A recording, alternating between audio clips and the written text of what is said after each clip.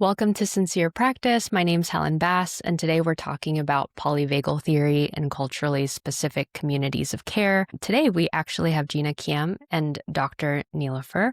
How are you both doing? Wonderful. Doing It's really good well. to be with you, Helen. Excited to talk to you about Yeah, this. Yes. I'm actually so excited to be having this conversation because one of my biggest questions as a practitioner is how culturally responsive spaces are being incorporated in Western psychotherapy practices. And the population I serve in my private practice are Asian women. And I think that a vast majority of therapeutic practices often don't incorporate our experience into these modalities. And I'd love to learn about y'all's experience. What has it been like just learning about polyvagal and how it's been incorporated into your practices? How are you incorporating culturally specific care into psychotherapy?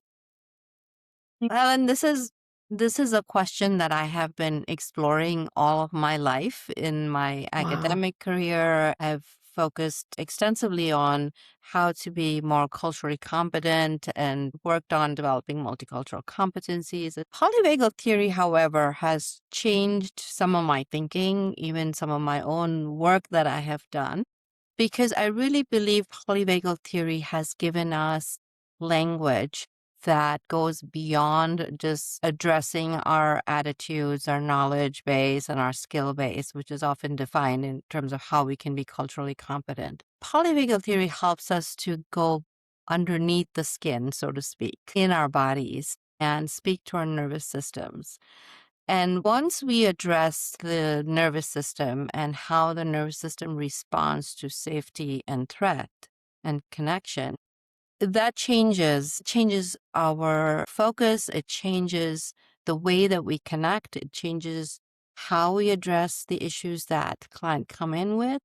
And I specifically feel that polyvagal theory has allowed us, or is the bridge, I would say, to helping us connect at a deeper level. We know instinctively sometimes what feels safe and what's not safe for us. And specifically for communities of color, I would say that we have always had that sense that somehow walking into a space and we know that it doesn't feel safe. We don't know why, but we know it. And and I think it validates a lot of how uh, people of color, communities of color have operated for so long in response to cues of safety and danger, and created an ancient wisdom has allowed us and given us so much richness in understanding our nervous system that I think it all comes together. It connects. So I'm excited to talk to you more about it, but it's a natural fit. And it also gives us a way to not just come at understanding culture from an external perspective, but really diving deep into what is happening for between us, for and or within ourselves, as well as what's happening in the context of community and our larger environmental geosociopolitical context. And how do we bring that and weave that all in? And understanding the nervous systems helps us to go from inside out and outside in, both ways. Yeah.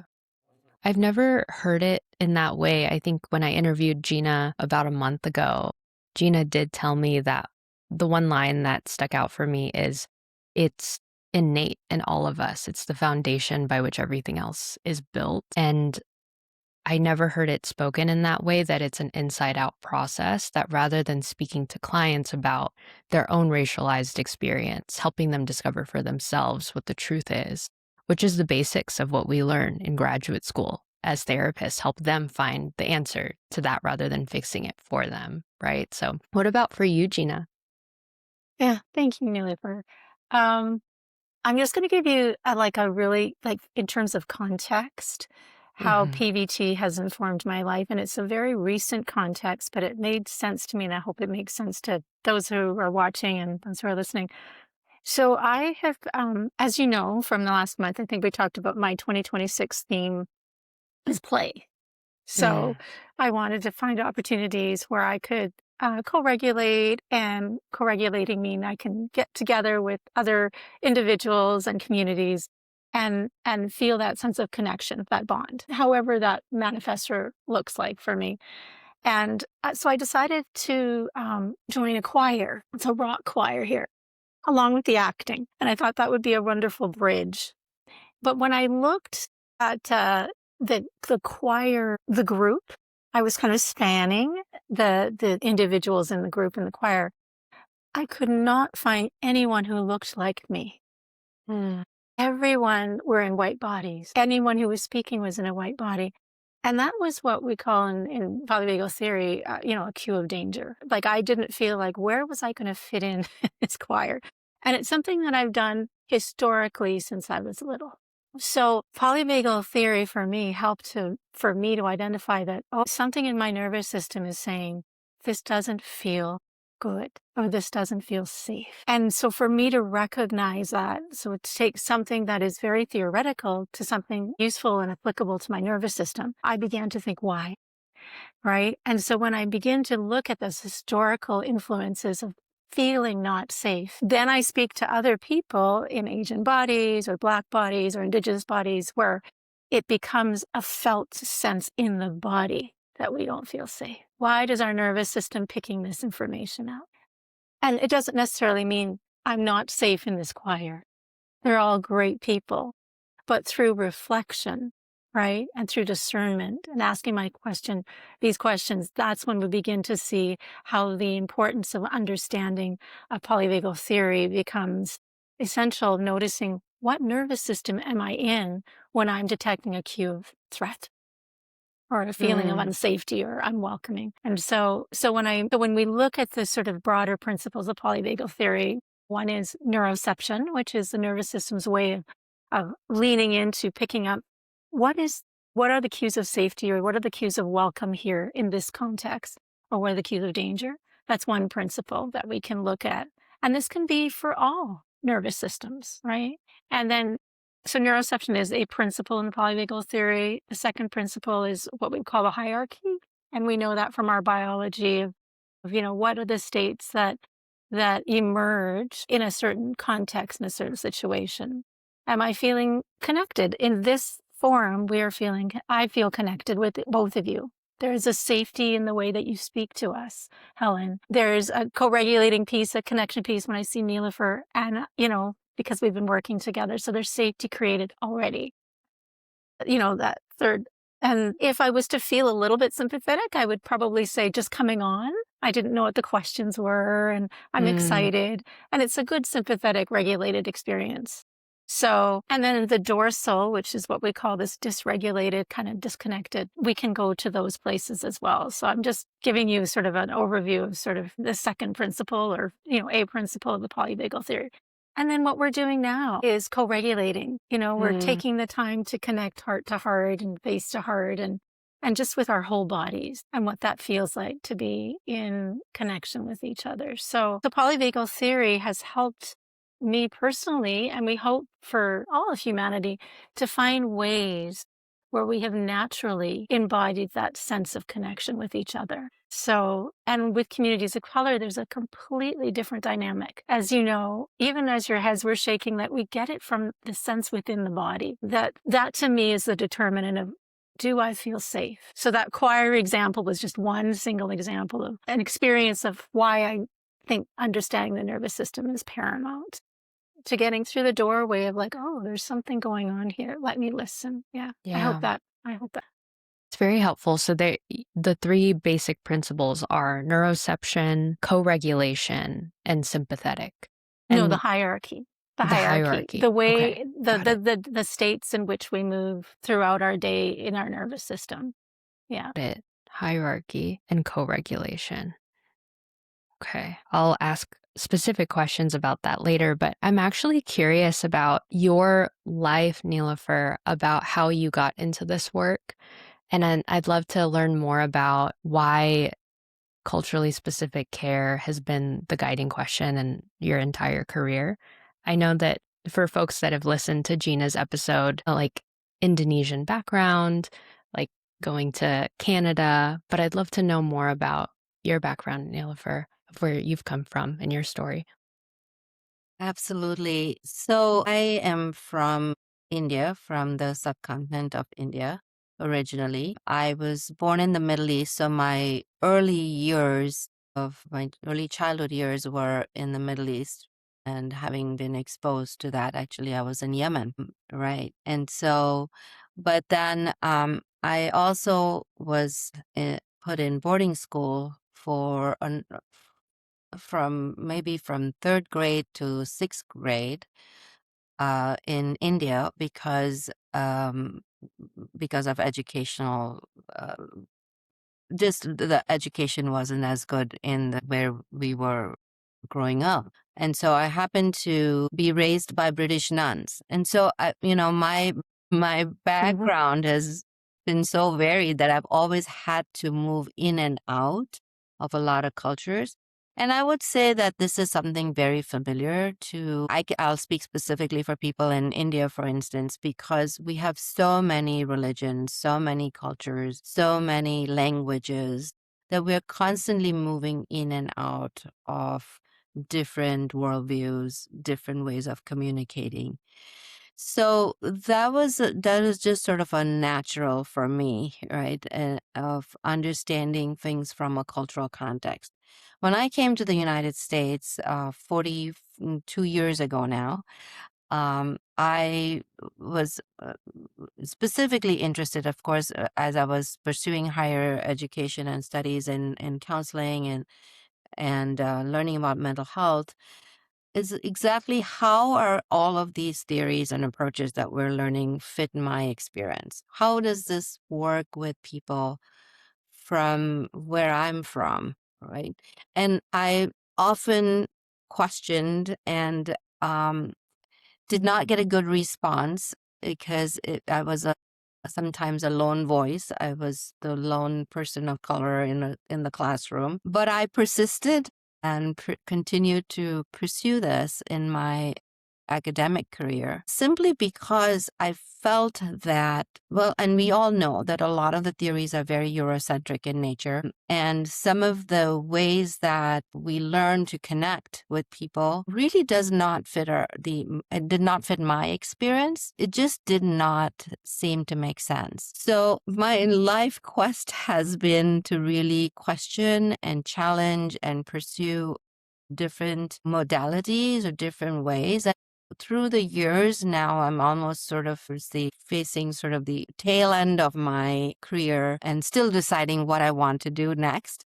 It has really, I feel, a transformational change as because I feel that polyvagal theory speaks to me, understanding things from an autonomic nervous system speaks to me. And so my journey really has been about questioning and exploring and advocating for new approaches and new ways of working with communities, with people from whatever cultural context. We all bring a cultural context, right? And for those of us who are constantly adapting to different environments and not having to being in the not part of the majority, always having to fit in to other systems, or even coming from colonized systems. Like India was colonized for 500 years. We know it in our bones. I don't think we can even explain to you how that has changed our psyche and way of being. But it is deeply embedded now within our system. So when we talk about decolonizing, there's so many layers of decolonization that we have to think about. And how much who am I? Really? Who were my ancestors and what were their experience? What have they brought to us in our bodies? That is what is now leading me into understanding this more. So this is a lived experience. Also, I have family in Europe, and I have part of my family that are French, a part of my family that are British. So again, navigating lots of different cultural contexts and environments. It's been a rich experience, and it's been it's been fascinating. Can I just share a little bit personally too? Because lately I've Please. been doing a lot of traveling in different places and different countries and going back to India every year. And that has been a new, I have begun to see things in newer ways and brought newer perspectives when I think about nervous systems. I think about nervous systems interacting. When we think about how co-regulation is such a natural in collectivistic society, we are all about co-regulation, and how that collective experience has not only informed me, but has given me the foundation for later life. Mm. Especially as we explore attachment and secure attachment. So anyhow, as I navigate and as I go through different countries and languages and people, relating with them from a nervous system perspective just brings up a whole new way of connection and understanding and appreciation Mm. and honoring our deep cultural ancient wisdom that informs us. Mm. And there's a flip side to it too, Ellen. So I don't want to just glorify this aspect of it. I think that what has also happened, but many of us in collectivistic societies grew up in patriarchal, very hierarchical societies. There's caste system, for instance, in India. There is Mm. colorism. There is just so many aspects that are also embedded in these collectivistic societies that we also need to address. It's not just all rosy and feel good. There is lots of feel good spaces, but it also comes with those different challenges that we have to deal with. So it's not just about only appreciating collectivistic cultures, but I also value individualism that has helped me to gain my own voice, coming from my Islamic culture, practicing some of the cultural practices, the religious practices. There gives me a better sense of understanding. Okay, what do I want to claim for myself? What aspects do I want to reclaim, and what aspects are things that I don't really connect? I don't feel like I can connect with. So it's complex, right? Yeah. It's very textured. And so that's the part that I, question about what has led me to this place, is that I really feel that even polyvagal theory is not the full answer. I think there Mm. is even more, Yeah. it's a bridge, but it doesn't give us all of it. And so it's much deeper, much more complex, and much more textured in how we connect and we relate. But all Mm. of this we build on, this is my belief, is that we build on knowledge. Even ancient knowledge and ancient wisdom practiced without context, and sometimes it's practiced in very rigid ways, don't seem to make sense sometimes because they become a cultural ritual or a religious ritual without understanding what that is actually doing for us. And it is then forced or enforced in different ways. So we have to really come to it with a deep levels of exploration and understanding. And this is what gets me so excited about things, is to bring to life some of our cultural practices to really help people understand. Let's talk about what folk dancing is doing for us. Let's talk Mm. about what tea drinking is doing for us. Let's talk about what our religious practices, the chanting and drumming and singing and praying, in the Muslim culture, for instance, I'll speak to that.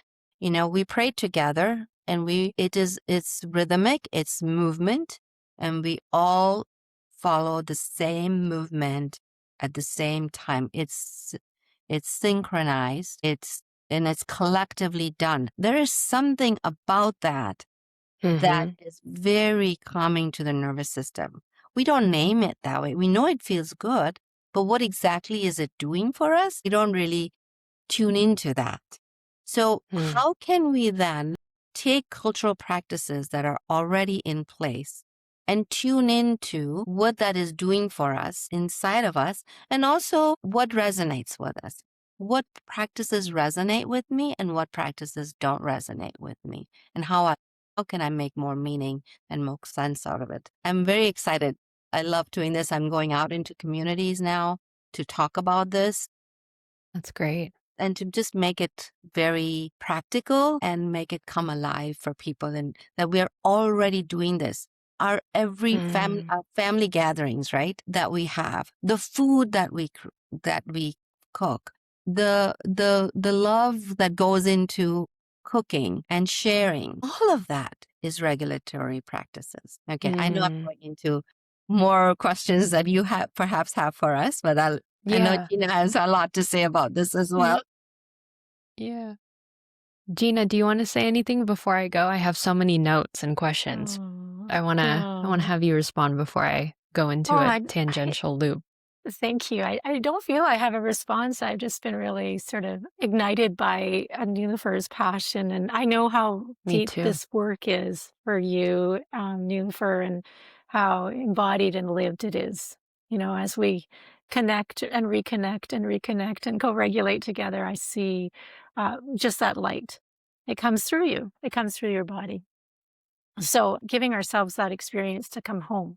The ancestral piece is very, very big in this work. And probably in polyvagal theory, we don't express that enough. But if we're looking at it from a cultural perspective, it is the first thing. And as soon as I saw that crow, without asking, I just calmed. As Neela Fur was talking about those co-regulating experiences when we are gathered together. And if we resonate, as a whole, we feel that adapting. These are adaptive survival strategies. My holding back and not speaking is an adaptive quality. It's a protection. So until I feel safe enough, so again, with that choir example, when I really discern, these are people who want to sing. That is a co-regulating, ancient embodied experience where we can come together and sing, use our voices, use our whole bodies. Mhm. It just feels good. Yeah. Yeah. So thank you. It's actually I felt the same as Gina when you were talking about your specific experience, Neela Fur. And when you were talking about adapting to different spaces, being raised by British nuns, and then having to almost code switch in a lot of ways, and then the hundreds of years of colonization, I was nodding my head because I'm Filipino, and we were colonized for like 400 to 500 years by the Spanish. The way they talk to each other is vastly different. And so growing up in my household, I almost had to code switch the way that I communicated. And then when you talked about visiting India every year, I'm actually visiting my family in September. And I was on the phone with a Filipino tour, like professional, helping me schedule like flights and things. It was just so different, the way that we were communicating with each other. Eric was the tour guide's name, and he was talking to me in Tagalog, and he was saying, "Oh, are you just looking?" Or it was so casual, but the way that we speak in America is like, "Hi, sir. Hi, ma'am. Like, what would you like? What services would you require?" It's very hierarchical. Whereas in the Philippines, it's almost like in order to get business, you have to be more casual and relational. And so that code switching, it's so automatic. Yes. And it's so quick that I don't even notice that it's happening until we verbalize or we say it out loud, right? And so when you work with clients and communities of color from different rich contextual backgrounds, how do you help them work through what they might not be seeing? I think the code switching is so important for us to do deeper dives in, because it's so automatic that we don't even think about it, but it takes a toll on us, right? Especially when you're living in societies where you are not the part of the majority, right? Where you have to adapt in different ways. We code switch in India all the time because we are navigating different cultures, different languages, I knew that when I was entering my Hindu friends' homes, there were certain ways that we would honor them. And, we always We always take our shoes off. Even in Muslim homes, we always take our shoes off before we enter homes. So we're always watching for cues of what is okay, what's not okay. That is just a natural, because I grew up in an environment, and I would say a lot of people in metropolitan cities in India will say that we are moving in from Christian to Hindu to Muslim to Jewish homes all the time. We're living in each other's homes, know the different customs, right? So code switching comes very naturally to us. But there is another level of code switching that we do where we hide ourselves and who we are. We can't show up in the ways who we are because it's not acceptable. Maybe in dress, maybe in language, maybe in accent, maybe in how we connect or communicate. What I would say, and I've been toying around with different and putting forth some different concepts around it. There's a notion of the elaborating neuroception to culturoception, and some people call it socioception, which is understanding nervous system and tuning into nervous system states based on how we are picking up cues of safety and danger within a larger context. So how is my nervous system responding to all of the threats that are there right now as a person of color? Is it safe for me to get outside? And especially in the United States now, and I'm from Minneapolis, so we just recently, and continuing ongoing trauma in our city. Wow. Around, we're all carrying our passports around, whether we will be pulled over by ICE agents. There's just so much threat. So what I would say is, going back to what I was originally saying around code switching, is there are places where we have learned in collectivistic cultures and societies to learn to adapt, which actually is a gift. I would say it is really a gift, and how fluid our nervous systems are in moving in and out. There's something that I've been noticing very recently is, I'll speak again from the Indian cultural context, and you might be able to identify that within your cultural context, is that we move in and out of languages. Like in one sentence, we'll have 3 languages in there. And it's done without even thinking about it. But in context where we are communicating with other people, we're moving in and out of language. It actually is amazing for our nervous system and our brains to be able to have that level of fluidity between languages and moving in and out. Neuroplasticity that we We've develop. never thought about it in that way. However, as I've sort of looked at developing a continuum around, we talk about appeasement within the context of polyvagal theory. There's a lot of conversation that's happening around appeasement. What I would say is that there's a continuum of learning how to adapt, how to accommodate, how to learn to navigate different situations. It's all very healthy in terms of our nervous system. Having said that, within that continuum, you could move into a threat zone, where the threat zone is where we say, okay, I cannot be myself. It's too dangerous. I'm picking up cues in the environment which doesn't allow me to feel safe in different ways. So I will give up who I am to be someone else. That is, I would say, we're entering there into the threat zone, because that takes a toll when we're trying to maintain connection and relationship with the other person, where we're engaged, so to speak, in the social engagement system.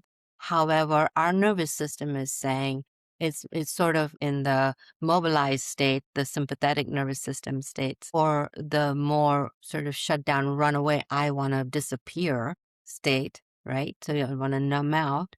That if we don't attend to that, it ultimately takes a toll. And so guess what happens? For a lot of people of color, and we know there's a lot of literature, especially for people in Black bodies, that there's a lot of physiological symptoms. There is a toll that takes place. There's a term for that, and it'll come to me in a minute. Your allostatic load, is load. that? There you go. Yeah. The allostatic load that this has on our system eventually plays out in physical symptoms. And that's what you will see in the doctor's office for a lot of people, for a lot of people who've experienced depression, experienced colonization, experiencing a lot of stress, this, it plays out in the form of physical illness. So that's a long answer to your question around code switching, but it's really something we need to attend to. So, as we work with communities of color, code switching, imposter syndrome, all of these things become very important for us to address, because those are the places that we have learned to become invisible, or we feel like we can't be ourselves, or we lost our voice in that process. That's so good.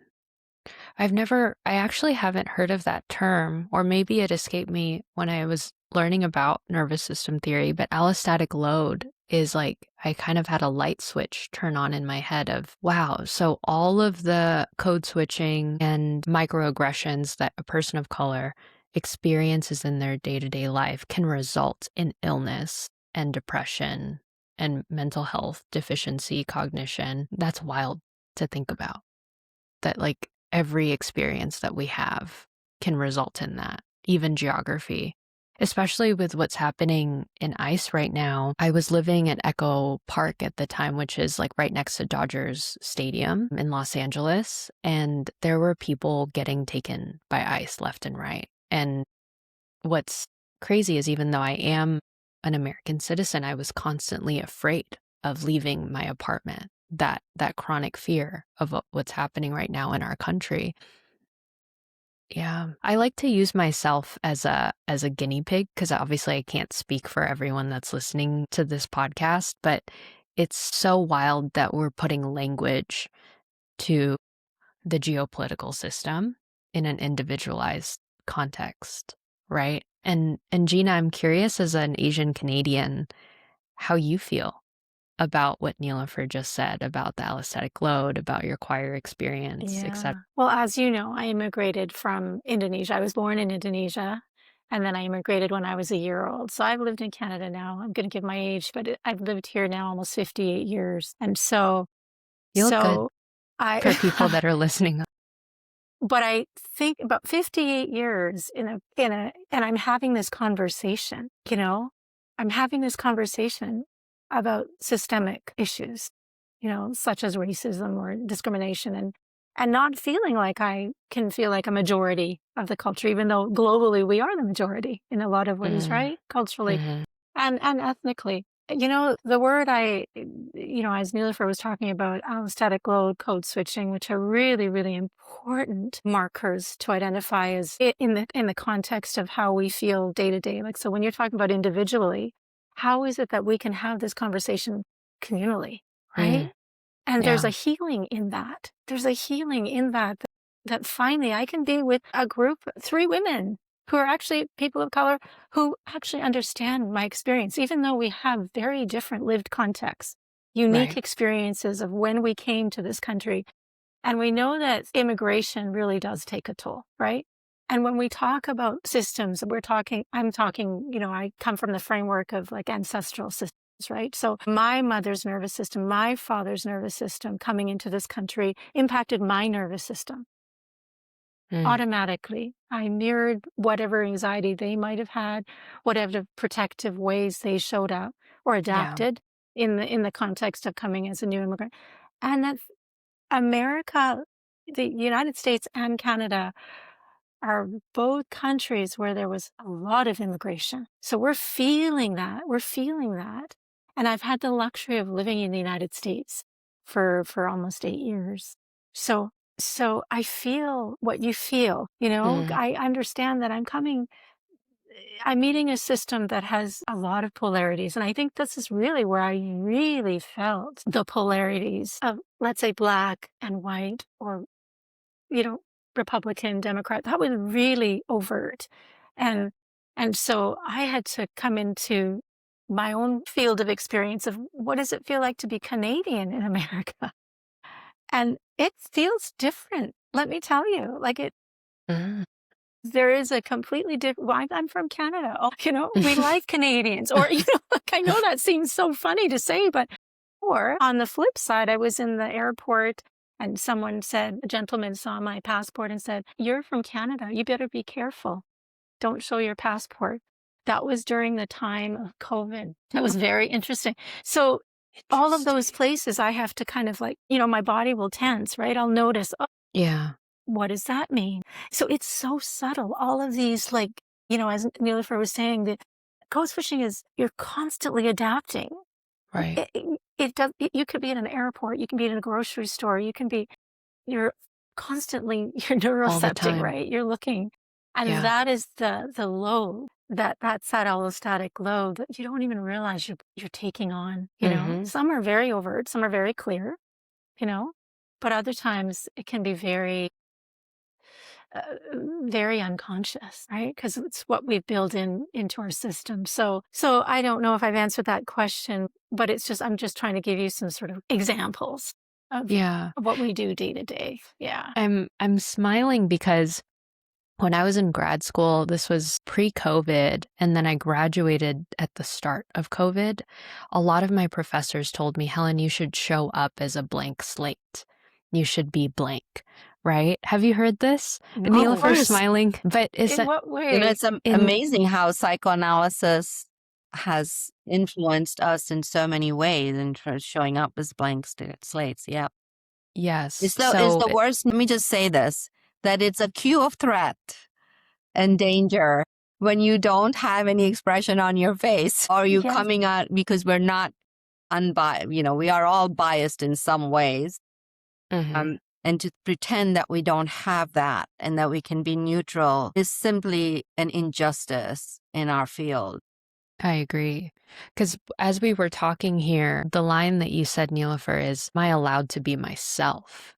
And as a therapist growing up with that context, it was so stifling for me as someone, and I continue to work through that because that was the foundation of my therapeutic training of you're not allowed to have an opinion about XYZ ABCD.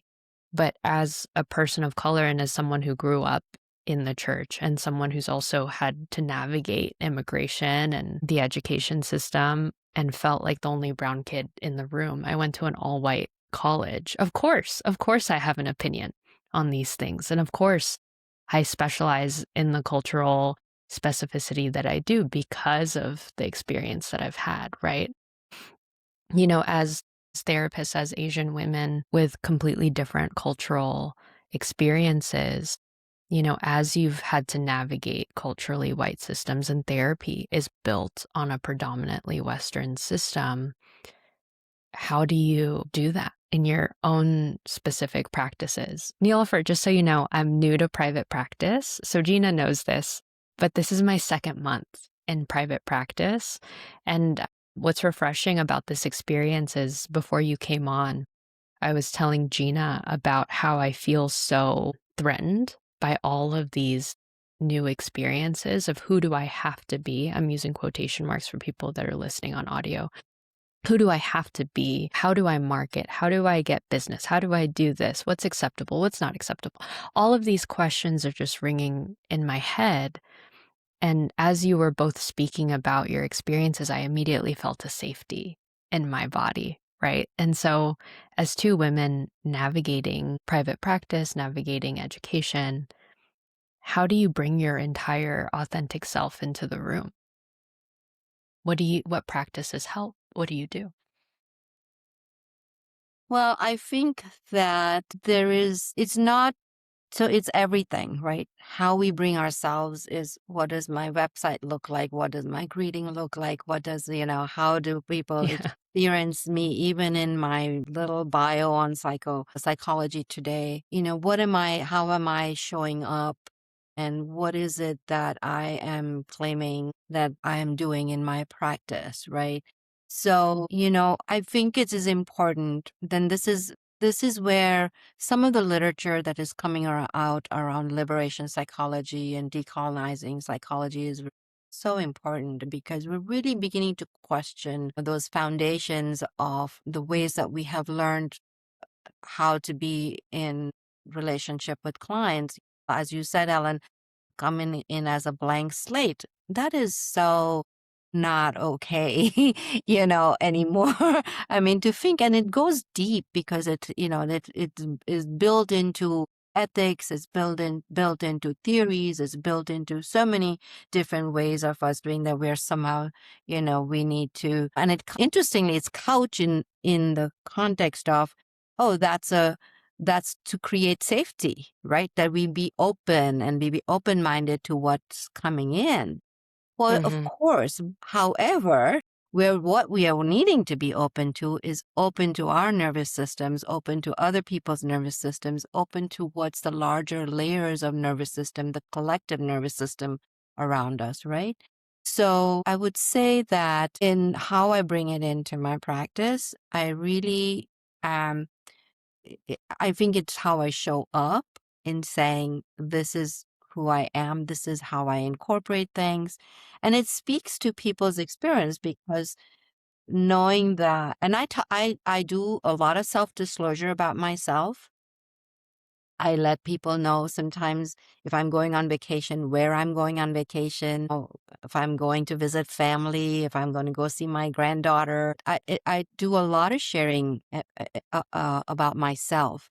So number one is how we show up in different ways. Secondly, I think how we weave in it's the both and when I say, so one of the things that liberation psychology and decolonization psychology is offering us is that how do we center the experience? And in polyvagal terms, I say this is where polyvagal theory helps us in decolonizing our work, is how do we center the nervous system of the person who is in front of me, and what the needs of the nervous system are, and how is this nervous system shaped culturally based on all of those sociocultural, socioeconomic stuff that is happening around us, ancestrally, from spiritual practices, energy based, right? Some of my clients are just really in tune with energy. So if we center, this is where I feel that the polyvagal theory helps us in understanding that if we center the nervous system of the person in front of us, if we center the nervous system of the family or the group in front of us, if we center the community that we're working, the nervous system, the collective nervous system of the communities that we're working with, that determines how we approach and what we do. So there is a notion that I use that is not developed, that's not a term that I've developed. It was actually developed by a in New Zealand, the Maori nurse who called it cultural safety. And it's addressing, when we haven't talked about this yet, is addressing not only so cultural competency is often based on how do we become more competent, right? How do we understand how to work with the Native American communities? How do African American, Asian American? That's good. It's a good piece of it, but it's not all of it because there's an othering concept. But can we understand things from power dynamics? This is what cultural safety also talks about. Can we understand things from the context of who determines the safety? It is not the provider, but it is the person receiving the services is the one who determines their cultural safety. Does that make sense? So That's mind-blowing. This is where we move to. So in terms of my practice, coming back to where you were talking about, showing up in the way that you want to, and also being open to having these conversations, and also how power dynamics play out. So there's a whole notion around safety that needs to be addressed. Polyvagal theory talks about psychological safety or the false sense of safety. Well, talk about that to people who live in autocratic societies who can't, speak their truth, that literally will die if they speak their truth. That's happening around the world right now in many countries, and we know that. What about slavery for people who have experienced generationally Mm. enslavement. What has that done to our psyches and our nervous systems, right? So we speak Mm. not only to the nervous system in front of us, but the collective nervous system that they bring with them. What about people from the queer community who also live in bodies of culture? That's Resmaa Mm. Menakem's term, who also live in poverty, who also live within domestic violence and abuse and sexual abuse. Do you see what I'm saying? So Yeah. this we honor. As so in terms of my work, I provide a framework of what it is that I come at, and I really listen for their truth or for their own voice and help. So a lot of times we're connecting the dots, I think, for clients as well. And we're also, as you know, polyvagal theory has brought I think this is the brilliance of polyvagal theory, and I would say of Stephen Porges, who put this theory together, is the aspect of co-regulation, which helps to understand it from a nervous system perspective. But of course, from ancient wisdom perspective, we have known it all along. But it brings to light how relationships and how we engage with people and how we connect with people can help bring safety in our nervous systems. That gives us a more concrete way of looking at it than just to say it feels good. That's good. That's good. I've never heard of cultural safety, Neela Fur. That's something that I'm going to take with me to my practice because that's so powerful of So who determines the safety. Go ahead. yeah, there's literature out there, and there's an article that has been written by Curtis et al., who has reviewed many definitions of cultural competency. And the nurse's name who put this out there, a scholar, her name is Iran Het. I'm not going to say it right, so I'm just going to refer to you to the article, Curtis. What about for you, Gina? How do you show up as your authentic self? This work really is just about being human. For me, it's about showing up in the way that Neela Fur was saying, showing up in all of our colors, in all of our states. As a therapist, of course, I have the responsibility of showing up as regulated as possible. I have to show up in a way that is true for me, that I can hold space for another person who is experiencing whatever they're experiencing and having the capacity to be with them, to be with. So, what I've loved about polyvagal theory is for me, in the work that I do, it is a doorway. It's an entry. It's a portal into another human being's system. It's one part.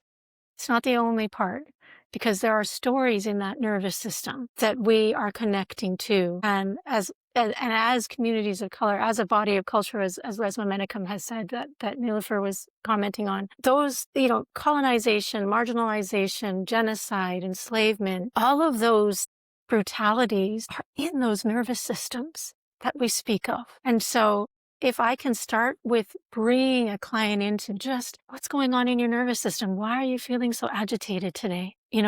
What's happening? What state are you in? Then they can begin to become curious. They can begin to think, I have something. I have some information in my body, in my nervous system that is picking up some cue. But so that would be the one sort of entrance way.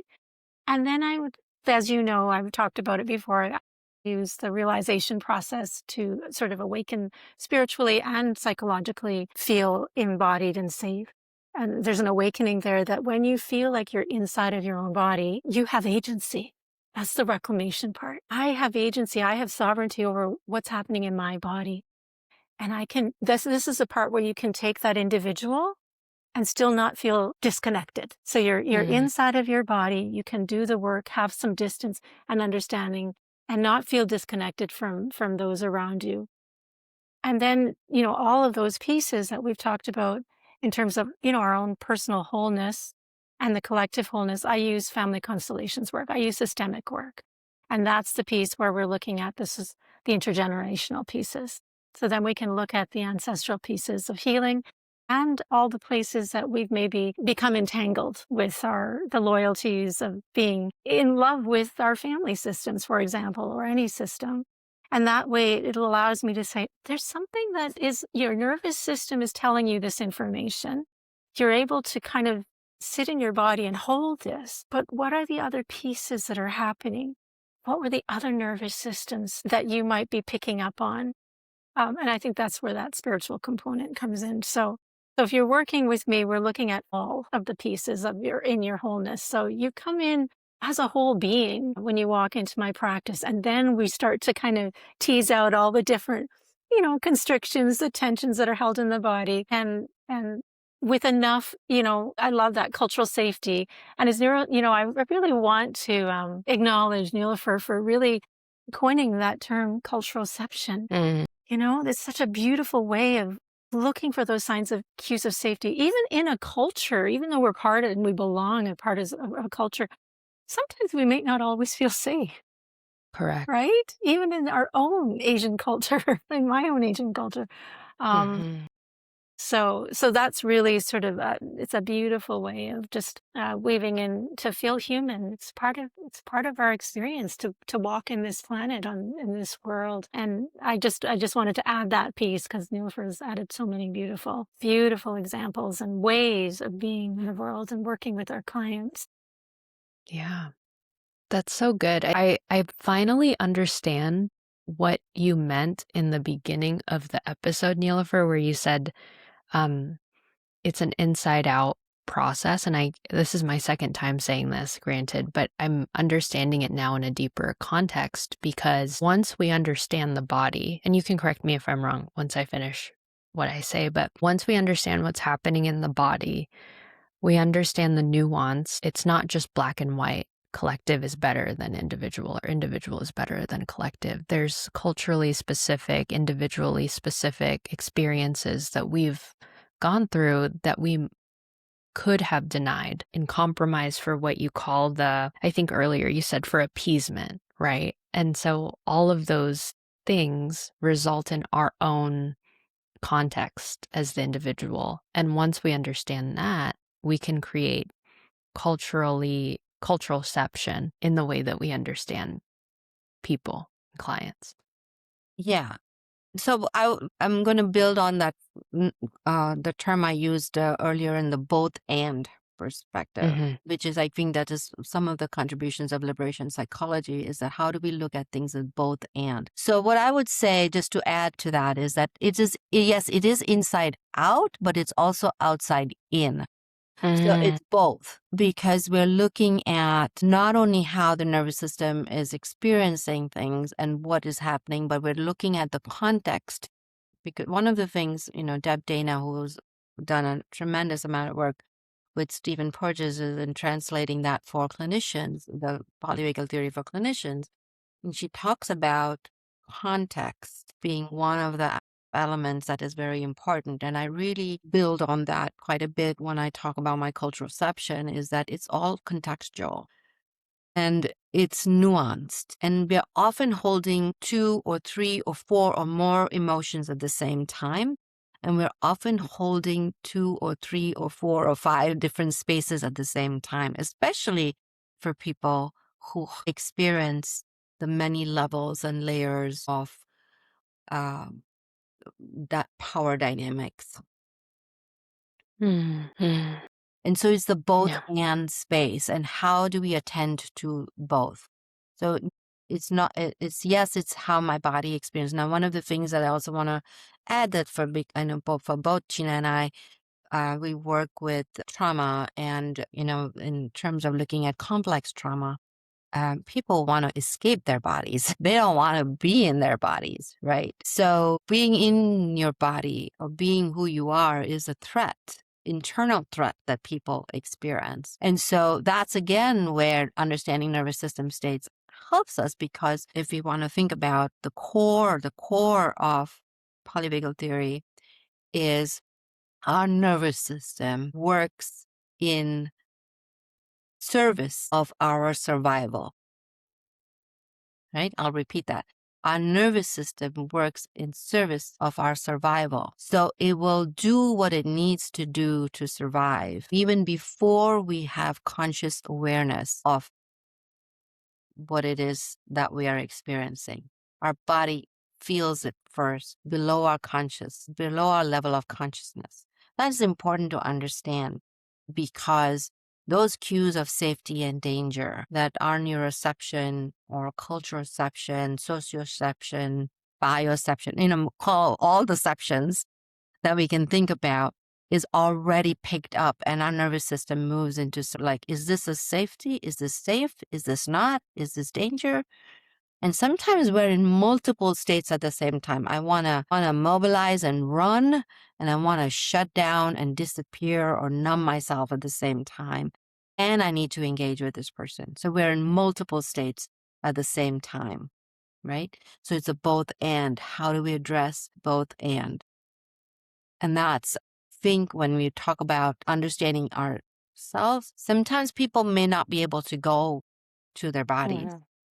They are really not in tune, nor do they want to. They're cut off. Our heads are cut off from our bodies, which is a survival response. And this is where I think it helps to understand that this is not pathology.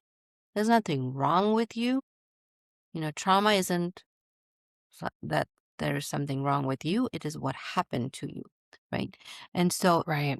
there's also, if you look at it from a nervous system perspective, is how does your nervous system experience this level of threat? And if you go into a survival mode of wanting to run away, or being very angry, rageful, or being in a shutdown space of numbing yourself out, disappearing, want to hide out, it is a survival response. It's not that there is anything wrong with you. And if we can understand it from that perspective, then so I also like Gina, Gina does some amazing work around very embodied perspectives, as well as looking at ancestral work, intergenerational work. I use different approaches that are also embodied approaches. I'm an EMDR certified therapist. I do, I'm IFS informed. I don't like to use the word mindfulness because it's co-opted, but a lot of contemplative practices, approaches, which are ancient wisdom perspectives, bringing in tap on our bodies and using, it's called emotional freedom technique, but it's based on Chinese medicine. So using lots of different embodied perspectives and looking at things in many different ways helps us to get to, what it is that we're getting at. And we're engaging with our clients in this perspective. So a lot of times what I find that people, when coming in, they say, if they've been in counseling before and it's been helpful, but this is mostly talk therapy. And it helps them because talk therapy is helpful. As I'm not saying that talk therapy is not helpful, but sometimes talk therapy is not enough because talk therapy we can make sense of talk therapy. What's happening in talk therapy? We are emoting, we are expressing, we are talking. Our nervous system is emoting and expressing our cognitive, right? So cognitive behavioral approaches are also important, but those are top down. Can we go bottom up? And I, what Gina does, and I also incorporate some of it, but not at the level that she does. But she goes, it's top down and multi-generationally down and multi-generationally up, right? I mean, that's where we hold that in our bodies. So it's a prism, not any one way. Yeah. That's good. Gina, do you have anything to add to what Neela Fur just said? It's so beautiful. I'm watching you, Neela Fur, and how embodied you are Yeah. in the way I that you're get excited speaking, which is about this so stuff. lovely. It's so lovely. It's so cool to see you happy, and it I brings both of us energy, right, Gina? see it. I feel Yeah. that energy. It's lovely when the work that you do is coming through you. You're taking what you have researched and lived, and it becomes real. And that's how what we're feeling is that presence out of which you've taken all of this knowledge and sort of incorporated it in a very fluid, natural, organic way that fits your nervous system. And I think that's so beautiful, and it reminds me of, and I'm so grateful that you gave acknowledgement, like sacred acknowledgement, to both Dr. Porges and Deb Dana, because without them, we would not be in this conversation. So I really, really want to honor their incredible work that they have, that service to the world that has helped certainly me, but I know a lot of not only clinicians, but a lot of curious human beings, as Deb Dana would say. And I think, Neela Fur, you talked about the both and it reminds me of polyvagal theory that we can hold suffering and beauty all at the same time, that we have this magnificent nervous system that can do both. So that if you are in war-torn countries and you cannot make sense of what's happening, how is it that the smile of your child or the simple pleasure of eating a food that gives you comfort can calm your nervous system all at the same time? It is kind of tremendous and significant. And the other thing is having a menu of choices. So as a therapist, I might work with these modalities because they just made sense to me. And if they made sense to me and it was natural, then the way that I'm going to be with another person across from me or a group of individuals, I feel that from such a clear and clean space. Whereas maybe cognitive behavioral therapy, for some, I've seen it work so tremendous. But cognitive behavioral therapy can sit with polyvagal theory. Depending on which state you are, you're going to have a different story, right? So your state follows story. So if you're in a sympathetic activated mode, you may go into a protective story, right? And the thoughts and the behaviors and the feelings are going to reflect that protective state. So when we look at polyvagal theory, we look at, where do I start? Am I going into a protective mode or a connective mode? And you're going to have a different story depending on what experience you've had. And so just sort of building up, when we talk about communities of color, we can still look at those foundational principles. We do have a nervous system. And whatever modality you choose to use, you'll know in your heart and in your body which one resonates with you. In the same way, Helen, I'm curious, what resonates with you with polyvagal theory? Here we are having this conversation, something in you, right? Felt that in some way. Yeah. I love polyvagal theory because it helps me tune into my own body. And I remember I was a sophomore in college when I meditated for the first time, and my professor asked us to come back to our body. And it was the first time I ever gained awareness of how anxious I was and how wound up I was. And for the first time in that moment, I actually felt safety in my nervous system. Gina, I think it was 2023 when I saw your presentation. I was working at Yellow Chair at the time, and it was the first time I actually found language to the practices I was doing. And then it took me on a journey to discovering Stephen Porges's work, Deb Dana's work, and I still very much feel like a beginner in what I do, but it helps me understand how to work with mothers, Asian moms. It helps me understand how to work with couples from different multiracial backgrounds. It helps me understand my own cultural upbringing. And so the bottom up context and the top down context is just like a really beautiful diagram of that. Just focusing on the mind didn't make sense to me because there were so many things that my body was screaming, this is wrong. But my mind was like, I should feel safe. I should be okay. I should be thankful. I should da da da da da. But like my body was screaming a completely different narrative or story. So that's sort of my background as to why I got into this work. Yeah. Beautiful. And I also want to, if I'm just put in a word about, so while I think polyvagal theory has been very helpful, but I think there's a different conversation that happens with communities of color that is missing a lot of times in the polyvagal world. And I think it's important for us because when we talk about polyvagal theory, I know Gina and I are very passionate about this, but there is something qualitatively different when we start to talk about nervous system states. Is what I have found that there are, and I'm going to name it, I think there are very white spaces in the polyvagal community where we're not addressing culture and context and racism and sexism and, all of the power dynamics that play out. And it is not reaching I think what Gina and I are so invested in is that we need to bring this conversation into communities of color, because when people of color show up in majority white spaces, then that's not, that in itself feels unsafe. So we are not accessing a lot of what the wisdom of polyvagal theory is, and we need to create meaning in a different way. And that's why, we're offering this PVT, the polyvagal theory, but we have named it TEA as a way to sort of acknowledge our cultural traditions and to name it, right?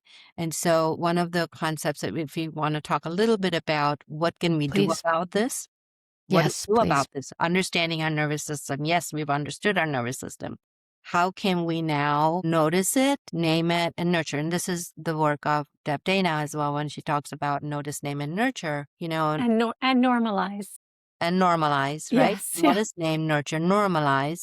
How do we tune into what is it? What's happening to me in my nervous system? What's is the context around which it is happening? What's my neuroception, culturoception, socioception around all of what's happening? How can I name it? How can I notice it? Name it. Naming it gives it agency. Gina talked about giving agency, but once we understand what's happening in our body, it gives us agency. And then we nurture it, in meaning, how do we lean into it? How do we tune into it? How do we cherish it? How do we find that moment of joy Gina was talking about, in the midst of terror? And it might be cuddling with my kid or my cat, or drinking my tea, or looking out at the sunset, or just finding that moment of awe. But as we begin to do this becomes from unconscious spaces to conscious level. We know this is part of psychology and mental health, is that how do we make it known to ourselves, so then we have a choice about how we interact with the world. And I just really want to say that there are not enough spaces and not enough conversation happening for communities of color around this that is so important. Because the That's so true. sense of safety and danger, it truly lives in bodies that don't feel marginalized That's right. That's right. in many ways. And so it's a different conversation to be had at times, and it needs to be a separate community, separate conversation within communities of color to create that container of safety that we feel sometimes in the space, that we can connect and relate. So that's our mission, is to really bring it to communities of color, because this space is missing, drastically missing, desperately missing. So good. I wish we had more time, but I have a session I need to get to in about a minute or so.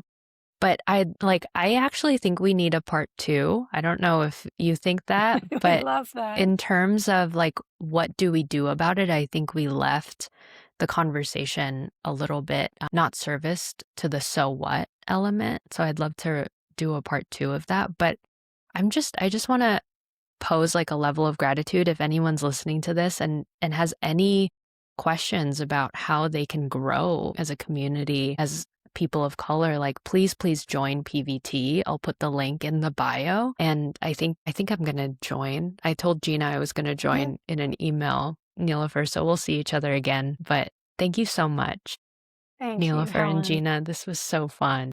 Well, thank you so Beautiful. much. Really Yeah. appreciate seeing you again and taking that time to create this space so that we could speak about our own experiences and hear about yours. Likewise. Yeah. Likewise.